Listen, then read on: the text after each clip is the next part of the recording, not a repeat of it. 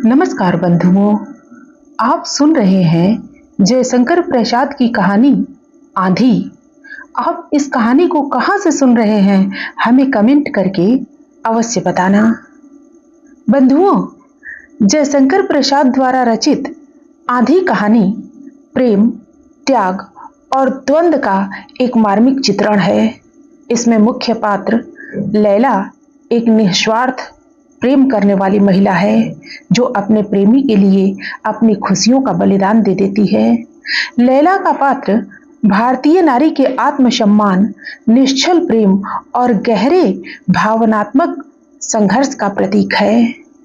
अभी तक आपने इस कहानी में सुना था कि जहां लालसा क्रंदन करती है, दुखानुभूति हंसती है और नियति अपने मिट्टी के पुतलों के साथ अपना क्रूर मनोविनोद करती है, किंतु आप तो बहुत ऊंचे किसी स्वर्गीय भावना में अब आगे। ठहरिए श्रीनाथ जी, सुख और दुख, आकाश और पृथ्वी, स्वर्ग और नरक के बीच में है वह सत्य जिसे मनुष्य प्राप्त कर सकता है। मुझे क्षमा कीजिए, अंतरिक्ष में उड़ने की मुझ में शक्ति नहीं है। मैंने परिहास पूर्वक कहा। साधारण मन की स्थिति को छोड़कर जब मनुष्य कुछ दूसरी बात सोचने के लिए प्रयास करता है, तब क्या वह उड़ने का प्रयास नहीं? हम लोग कहने के लिए द्विपद हैं, किंतु देखिए तो जीवन में हम लोग कितनी बार उचकते हैं, उड़ान भरते हैं। वही तो उन्नति की चेष्टा, जीवन के लिए संग्राम और भी क्या क्या नाम से प्रशंसित नहीं होती। तो मैं भी इसकी निंदा करता। उठने की चेष्टा करनी चाहिए, किंतु आप यही न कहेंगे कि समझ बूझकर एक बार उचकना चाहिए, किंतु उस एक बार को, उस अचूक अवसर को जानना सहज नहीं। इसलिए तो मनुष्यों को, जो सबसे बुद्धिमान प्राणी है, बार बार धोखा खाना पड़ता है। उन्नति को उसने विभिन्न रूपों में अपनी आवश्यकताओं के साथ इतना मिलाया है कि उसे सिद्धांत बना लेना पड़ा है कि उन्नति का द्वंद्व पतन ही है। संयम का वज्र गंभीर नाद प्रकृति से नहीं सुनते हो। शारीरिक श्रम तो गौण है, मुख्य संयम तो मानसिक है। श्रीनाथ जी, आज लैला का वह मन का संयम क्या किसी महानदी की प्रखर धारा के अचल बांध से कम था? मैं तो देखकर अवाक था। आपकी उस समय विचित्र परिस्थिति रही, फिर भी कैसे सब निर्विघ्न समाप्त हो गया, उसे सोचकर तो मैं अब भी चकित हो जाता हूँ। क्या वह इस भयानक प्रतिरोध के धक्के को संभाल लेगी? लैला के वक्ष स्थल में कितना भीषण अंधड़ चल रहा होगा, इसका अनुभव हम लोग नहीं कर सकते। मैं भी अब इससे भयभीत हो रहा हूँ। प्रज्ञा सारथी चुप रहकर धीरे धीरे कहने लगे, मैं तो कल जाऊंगा। यदि तुम्हारी सम्मति हो तो रामेश्वर को भी साथ चलने के लिए कहूँ। मुंबई तक हम लोगों का साथ रहेगा और मालती इस भयावनी छाया से शीघ्र दूर हट जाएगी। फिर तो सब कुशल ही है। मेरे त्रस्त मन को शरण मिली। मैंने कहा, अच्छी बात है। प्रज्ञा सारथी उठ गए। मैं वहीं बैठा रहा और भी बैठा रहता यदि मिन्ना और रंजन की किलकारी और रामेश्वर की डांट डपट, मालती की कलछी की खटखट का कोलाहल जोर न पकड़ लेता और कल्लू सामने आकर न खड़ा हो जाता। प्रज्ञा सारथी रामेश्वर और मालती को गए 1 सप्ताह से ऊपर हो गया। अभी तक उस वास्तविक संसार का कोलाहल सुदूर से आती हुई मधुर संगीत की प्रतिध्वनि के समान मेरे कानों में गूंज रहा था। मैं अभी तक उस मादकता को उतार न सका था। जीवन में पहले किसी निश्चिंतता का विराग नहीं, न तो वह बेपरवाही रही। मैं सोचने लगा कि अब मैं क्या करूं, कुछ करने की इच्छा क्यों। मन के कोने से चुटकी लेते कौन पूछ बैठा, किए बिना तो रहा नहीं जाता। करो भी, पाठशाला से क्या मन ऊब चला, उतने से संतोष नहीं होता, और क्या चाहिए। यही तो नहीं समझ सका, नहीं तो यह प्रश्न ही क्यों करता कि अब मैं क्या करूं। मैंने झुझला कर कहा। मेरी बातों का उत्तर लेने देने वाला मुस्कुराकर हट गया मैं चिंता के अंधकार में डूब गया। वह मेरी ही गहराई थी जिसकी मुझे थाह न लगी। मैं प्रकृतिस्थ हुआ कब, जब एक उदास और ज्वालामयी तीव्र दृष्टि मेरी आंखों में घुसने लगी। अपने उस अंधकार में मैंने एक ज्योति देखी। मैं स्वीकार करूंगा कि वह लैला थी।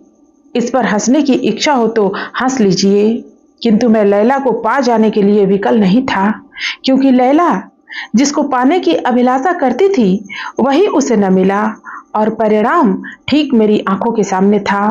तब मेरी सहानुभूति क्यों जगी? हाँ, वह सहानुभूति थी। लैला जैसे दीर्घ पथ पर चलने वाले मुझ पथिक की चीर संगिनी थी। उस दिन इतना ही विश्वास करके मुझे संतोष हुआ। रात को कलुआ ने पूछा, बाबूजी, आप घर न चलिएगा? मैं आश्चर्य से उसकी ओर देखने लगा। उसने हठ भरी आंखों से फिर वही प्रश्न किया। मैंने हंसकर कहा, मेरा घर तो यही है रे कलुआ। नहीं बाबूजी, जहां मिन्ना गए हैं, जहां रंजन और जहां कमलो गई है, वही तो घर है जहां बहू जी गई हैं, जहां बाबा जी। हठात प्रज्ञा सारथी का मुझे स्मरण हो आया।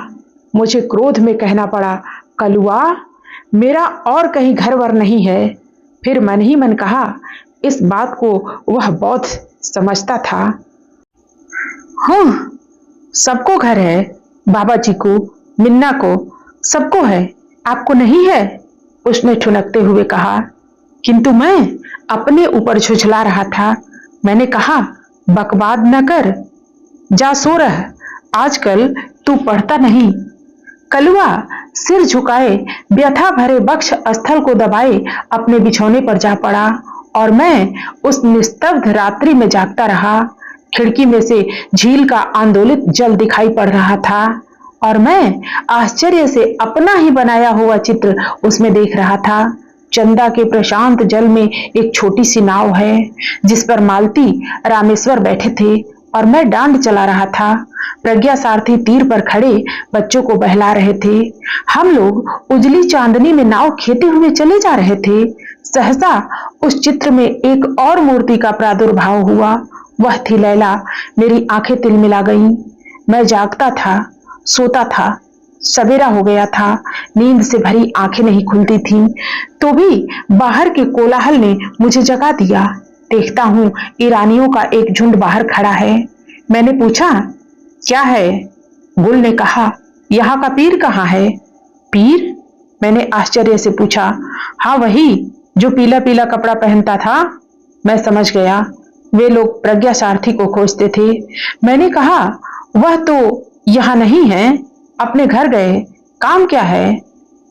एक लड़की को हवा लगी है, यहाँ का कोई आक्षेप है, पीर को दिखलाना चाहती हूँ। एक अधेड़ स्त्री ने बड़ी व्याकुलता से कहा। मैंने पूछा, भाई, मैं तो यह सब कुछ नहीं जानता, वह लड़की कहाँ है? पड़ाव पर बाबूजी, आप चल कर देख लीजिए। आगे वह कुछ बोल न सकी, किंतु गुल ने कहा, बाबू, तुम जानते हो, वही लैला। आगे मैं न सुन सका। अपनी ही अंतर्ध्वनि से मैं व्याकुल हो गया। यही होता है, किसी के उजड़ने से ही दूसरा बसता है। यदि यही विधि का विधान है तो बसने का नाम उजड़ना ही है। यदि रामेश्वर मालती और अपने बाल बच्चे की चिंता छोड़कर लैला को ही देखता तभी, किंतु वैसा हो कैसे सकता है? मैंने कल्पना की आंखों से देखा। लैला का विवर्ण सुंदर मुख, निराशा की झुलस से दयनीय मुख। उन ईरानियों से फिर से बात न करके मैं भीतर चला गया और तकिए में अपना मुंह छिपा लिया। पीछे सुना, कलुआ डांट बताता हुआ कह रहा है, जाओ जाओ, यहाँ बाबा जी नहीं रहते। मैं लड़कों को पढ़ाने लगा। कितना आश्चर्यजनक भयानक परिवर्तन मुझ में हो गया। उसे देखकर मैं ही विस्मित होता था। कलुआ इन्हीं कई महीनों से मेरा एकांत साथी बन गया। मैंने उसे बार बार समझाया, किंतु वह बीच बीच में मुझसे घर चलने के लिए कहीं बैठता था। मैं हताश हो गया। अब वह जब घर चलने की बात कहता तो मैं सिर हिलाकर कह देता, अच्छा, अभी चलूंगा। दिन इसी तरह बीतने लगे। बसंत के आगमन से प्रकृति सिहर उठी। वनस्पतियों की रोमावली पुलकित थी। मैं पीपल के नीचे उदास बैठा हुआ ईषत् शीतल पवन से अपने शरीर में फुलहरी का अनुभव कर रहा था। आकाश की आलोकमाला चंदा की बीथियों में डुबकियां लगा रही थी। निस्तब्ध रात्रि का आगमन बड़ा गंभीर था। दूर से एक संगीत की नन्ही नन्ही करुण वेदना की तान सुनाई पड़ रही थी। उस भाषा को मैं नहीं समझता था। मैंने समझा यह भी कोई छलना होगी। फिर सहसा मैं विचारने लगा कि नियति भयानक वेग से चल रही है। आंधी की तरह उसमें असंख्य प्राणी तृण तूलिका के समान इधर उधर बिखर रहे हैं। कहीं से लाकर किसी को वह मिला ही देती है और ऊपर से कोई बोझे की वस्तु भी लाद देती है कि वे चीरकाल तक एक दूसरे से संबद्ध रहे। सचमुच कल्पना प्रत्यक्ष हो चली। दक्षिण का आकाश धूसर हो चला। एक दानव ताराओं को निगलने लगा। पक्षियों का कोलाहल बढ़ा। अंतरिक्ष व्याकुल हो उठा। कड़वाहट में सभी आश्रय खोजने लगे, किंतु मैं कैसे उठता। वह संगीत की ध्वनि समीप आ रही थी। वज्र निर्घोष को भेद कर कोई कलेजे से गा रहा था। अंधकार के साम्राज्य में तृणलता वृक्ष सचराचर कंपित हो रहे थे। कलुआ की चित्कार सुनकर भीतर चला गया। उस भीषण कोलाहल में भी वही संगीत ध्वनि पवन के ही डोले पर झूल रही थी, मानो पाठशाला के चारों ओर लिपट रही थी। सहसा एक भीषण अर्राहट हुई। अब मैं टार्च लिए बाहर आ गया। आंधी रुक गई थी। मैंने देखा कि पीपल की बड़ी सी डाल फटी पड़ी है और लैला नीचे दबी हुई अपनी भावनाओं की सीमा पार कर चुकी है। मैं अब भी चंदा तट की बौद्ध पाठशाला का अवैतनिक अध्यक्ष हूँ। प्रज्ञाशार्थी के नाम को कोसता हुआ दिन बिताता हूँ। कोई उपाय नहीं। वही जैसे मेरे जीवन का केंद्र है। आज भी मेरे हृदय में आंधी चला करती है और उसमें लैला का मुख बिजली की तरह कौधा करता है। मित्रों, अभी आप जयशंकर प्रसाद की कहानी आंधी की अंतिम कड़ी सुन रहे थे। फिर मिलते हैं नई कहानी के साथ। धन्यवाद।